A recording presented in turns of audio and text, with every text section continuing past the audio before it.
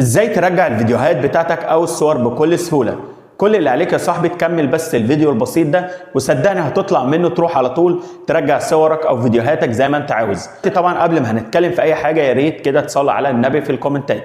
طيب دلوقتي يا صاحبي انت معاك طريقتين تقدر ترجع بيهم الصور او الفيديوهات.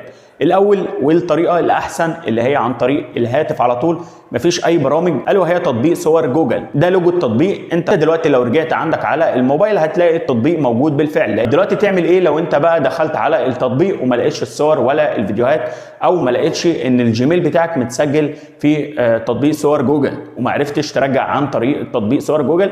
فهتبدا ترجع تروح على جوجل بلاي زي الفيديو اللي هيظهر قدامك، وهتبدا تعمل سيرش باسم التطبيق اللي هو ديسك دايجر، وبعد كده هتبدا تدخل عليه. هتثبت التطبيق، حجمه صغير جدا، وبعد ما هيتثبت معاك هتبدا ترجع تدخل عليه.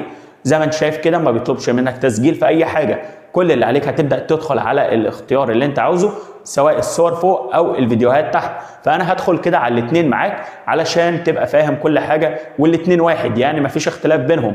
هبدا ادخل كده على الصور، هلاقي بيجيب لي كل الصور اللي على الموبايل بتاعي زائد الصور اللي اتحذفت، وهبدا احدد على الصوره اللي انا عاوزها عن طريق المربع الصغير كده. هتلاقي كده بعمل علامات، وهبدا ان انا هلاقي تحت كده في اختيار بيقول لي ريكفر، اللي هو استعيد الحاجه بتاعتي، اللي هو لو انت عامل موبايلك بالعربي هتلاقي مكتوب استعاده، فهتبدا تدخل عليها وتحدد الملف بتاعك اللي انت عاوز الصور تجي لك عليه. هكذا برضو نفس اللي انت عملته هنا هترجع تعمله في الفيديوهات. هتدخل وهتلاقي في الفيديوهات بتاعتك كلها اللي على الموبايل زائد اللي اتحذفت. هتبدا تختار طبعا الفيديوهات اللي انت عاوزها وتبدا تضغط على استعاده او ريكفر، وبعد كده هيقول لك برضو نفس الكلام حدد لي الملف، وهتبدا تحمل الحاجات بنفس الجوده بتاعتها، مفيش اي اختلاف.